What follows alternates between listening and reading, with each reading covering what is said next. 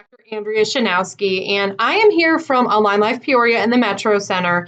And today we're going to talk a little bit more about how to stop allergy symptoms in 3 simple steps. Allergy symptoms typically are an overreaction of the immune system, and they're caused by chemical inflammation. So when your body is exposed to something that it thinks it doesn't belong or thinks is alternate from your current body systems and body cells, your body will start to actually send out chemicals that are released from your immune system. And what happens is those white blood cells typically, as they find that foreign invader or that unlike tissue, they will actually attach to it and say, you know what? We need to find this guy, we need to eliminate him. And what they'll do is they're actually going to release inflammatory chemicals like histamine, like interleukin-6, like a lot of other chemicals that we have in our body that typically will attract inflammation. So your body says, hey, bad guys are here. This is where you need to focus on attacking and getting rid of these things. So a lot of times I find that, when it comes to allergies, we need to understand simply how the body works, but also what we can do to reduce some of those overreactions and even calm them down over time so that we're not having the same allergy symptoms. Because in reality, if you can reduce your allergy response to a certain thing, you will notice that you don't have allergies for forever. We can heal from those. So one of the first and most important things is understanding that inflammation is really something we have to work on. So one of the most important things is if we can reduce inflammation in our body by drinking water, that water will help to flush out inflammatory products in our body. But we also can look at eating an alkaline diet. Typically, an alkaline diet is going to be a diet that does not cause acid, that does not cause inflammation. Now, there are a lot of foods that we eat currently, a lot of processed foods, a lot of chemically induced, a lot of additives that tend to cause inflammation, that tend to cause acidity in our diet. And when our bodies are acidic, they tend to hold on to inflammation. So really important that you understand water, but also healthy fruits and vegetables that help your body become more alkaline can also help to reduce that inflammation. One other very common thing that we do in our office is we also offer chiropractic care.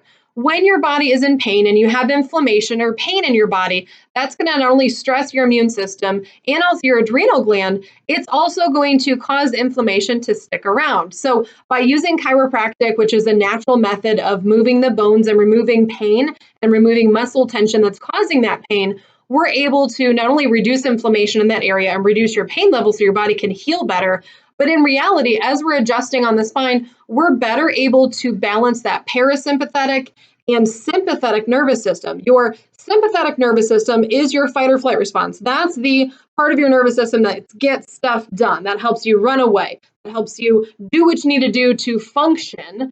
And then our parasympathetic is the rest and digest. So typically we have fight or flight, go, go, go, sympathetic, and parasympathetic, which is when you're able to rest and recuperate and your body's able to digest your food, absorb nutrition so you can heal properly. If you have an imbalance of those due to nervous system pressure or chronic stress and chronic fatigue going on due to your lifestyle, chiropractic can be really helpful for you, not just for pain, but also for balancing that system so you can actually recuperate and heal better as well. The number 2 thing you can work on is balancing your good gut bacteria inside of your intestines. So typically those good bacteria that reside inside of your body, they focus on eating from good fibers. So healthy vegetables, healthy fruits. They also exist much better when we have lean protein, beans, and nuts, those healthy fats in our diet, because those gut flora, those good bacteria inside of our body, eat those things and actually make vitamins and minerals. So if you have a bad bacteria balance or an imbalance in your bacteria inside of your gut, that's going to cause, number 1, inflammation, but it's also going to cause issues where we have swelling, so you're not absorbing nutrients as well. And then, of course, those good bacteria aren't making vitamins and minerals. So you may have new mineral deficiencies and nutritional deficiencies going on due to the fact that your gut flora is off balance. About 95% of the serotonin, which is your neurotransmitter in your brain that helps you focus and function, a lot of times when we have an imbalance of serotonin, 95% of it is absorbed in your gut. So when you have digestive issues, a lot of times we can have not only immune system and digestive problems going on, but a lot of times your brain may not be working properly. We can have symptoms of anxiety and depression. We may have symptoms of issues with foggy thinking or even some issues with attention span and motivation because our balance is off of those essential neurotransmitters that help our body function properly. So a lot of times if we do have a bacteria imbalance, which that may be because you've been sick before, maybe you had food poisoning, maybe you've had antibiotic use in the past, that we've never really balanced out those good bacteria, or maybe you have a poor diet and they don't have anything to eat and they're not really thriving in the environment inside of your body. So some signs that you may start to recognize in yourself if you do have a bacteria imbalance in your gut are things like gas pain, things like bloating in your stomach. You may also have issues where you are not having bowel movements regularly. Usually I say you want to have at least 5 bowel movements in a week. If you're not having that, there may be something off with your immune system or with your digestive system where it's not working properly. In some cases, if we have a lot of inflammation, you may have symptoms of IBS or quick emptying of your intestines. So if you eat food or notice that a couple hours after you eat, all of a sudden you've got to go to the bathroom right now, that may be a sign and symptom that you've got inflammation going on and a bacteria imbalance that could be causing things to empty very quickly, which again is going to cause more inflammation, but it's also going to cause some issues where you have the nutritional deficiency because your body can't break down your food. You're not getting what it needs from it, and your bacteria that are residing there can't produce much if they don't have anything to eat.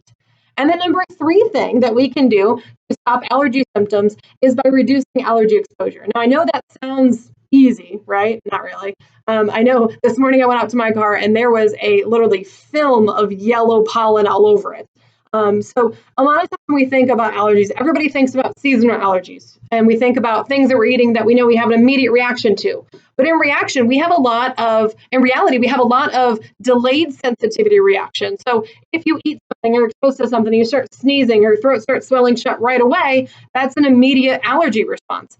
In many cases, our body may actually have delayed sensitivity, which means as that food or thing is being digested and put into your body and broken down further, that's when your immune system actually attacks it. That's when we have the allergy response. So it may be hours, even up to 3 days later, that you're having an allergy response due to a delayed sensitivity reaction. So a lot of times when we are having that delayed sensitivity, we're going to have more water retention. We're going to have more inflammation in our body. We're going to notice we're having food cravings. We may notice that our metabolism is lowering, and it's really hard to lose weight, even if we haven't changed our diet. Even if we're trying to work out and we reach a plateau, that may be a sign you may have some allergies going on that are literally stopping your results and stopping your body from acting normally. So some other things I've seen when people are getting exposed to delayed sensitivity reactions are things like heartburn and reflux and stomach pain. I've had some patients that as that food was partially digested in the intestines, they were noticing they were getting bloating and they were getting gas and they were getting colic pain in babies a lot of times can also be a symptom too. But I've had some patients that had that quick response where they had that IBS diarrhea, quick emptying of the intestines. And then I've had some patients that had so much severe inflammation, their intestines weren't even pushing things through. They were getting severe constipation after they ate certain foods. So those are some signs and symptoms that you may not have your body working properly, whether it is immune balance due to inflammation, whether it is bacteria balance in the gut, or potentially if you're having that delayed sensitivity allergy testing or allergy response. In our office, typically, I like to sit down with patients and find out a little bit more about what they're eating on a regular basis, seeing if there's any patterns or things missing from what they're eating. And then a lot of times we'll take it a little bit deeper. We're going to look to see how the stomach is functioning. If they're having any of those stomach symptoms of heartburn or stomach pain or belching or burping, that may be a sign that your stomach's not working properly. Then we look down in the small intestine. We look for bloating and seeing if that bloating is a specific area, that may indicate that you may have bacteria in the wrong part of your intestine, in the small intestine.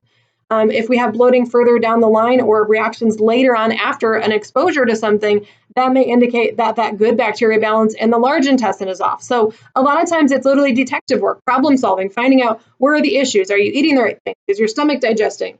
Is your small intestine working properly, or do we have an issue there? Is your large intestine working properly, or is an issue there? And then we come up with a plan for how to get you results, how to reduce those allergy symptoms and get you answers.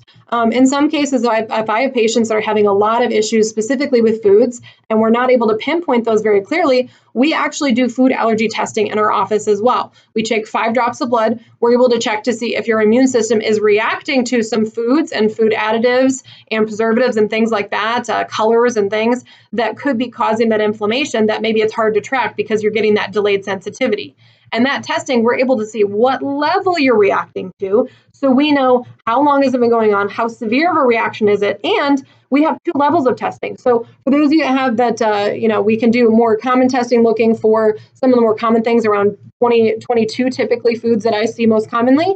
And then we have one that's a little bit more thorough. It tests for 132 different things. We're able to see exactly what you're reacting to, what you're not. So if we know, hey, I'm reacting to, cow's milk, well, maybe you're not reacting to goat's milk. We can find safe alternatives that aren't going to cause more issues for you. So we have a lot of patients that come in and just want to sit down and kind of talk about what we can do to improve their immune response, their inflammation, their energy levels, their digestion, their allergy response, and seeing if we can really give them some answers and do that detective work and come up with a plan so that we can work together with you to heal your body the right way. So give our office a call. We are doing free consultations during the month of July. So if you want to give our office a call, our number is 309-689-6200, or you can go to our website, which is chiropractorpeoria.org. And we can also get you an appointment set up online that way. We do accept insurance as well as do cash pay. And we have a lot of different ways that we can help work with you so that you can get the answers you need, so you can start that journey to healing and get better and stay better for long term. So if you have any questions, give our office a call. Have a great day.